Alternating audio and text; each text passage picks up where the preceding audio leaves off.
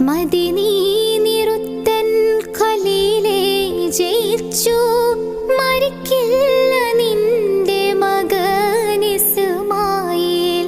ആകാശഭൂമി കദീപതിയായ അല്ലാഹുവിൻ്റെ ഖുദ്റത്തിനാലെ ഇബ്രാഹിം എന്ന നബിയോടൊരാജ്ഞ ഇസ്മായിലാകും പൊന്മോ